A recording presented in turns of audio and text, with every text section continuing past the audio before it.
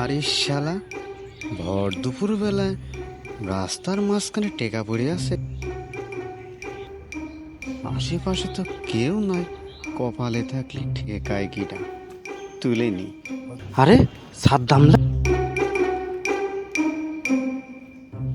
যাই, ভাগ ধরে আসি।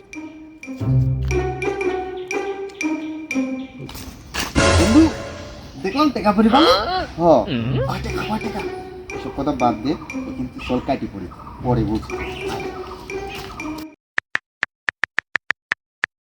আচ্ছা বন্ধু, টেকা তো পড়ে পেলাম, এই টেকাতে কি কি খাওয়া যায়?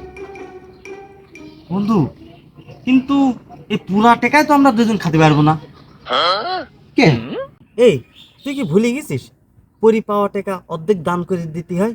আচ্ছা শোন, আল্লাহর ইচ্ছাই তো আমি টেকাটা পড়ে পেলাম, আবার আল্লাহরই রাস্তায় যদি আমি টেকাটা খরচ করে ফেলি, বিষয়টা খারাপ দেখায় না? কি বলিস, তাই নাকি?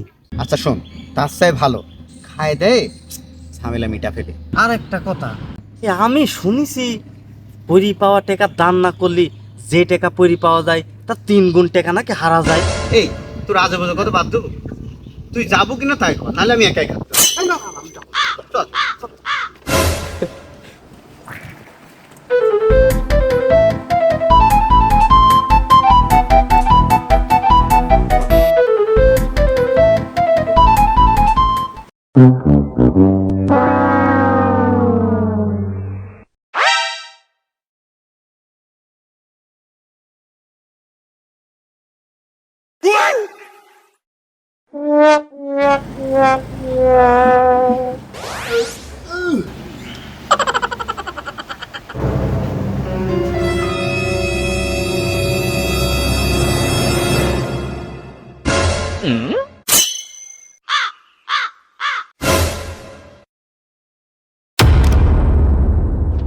জানতে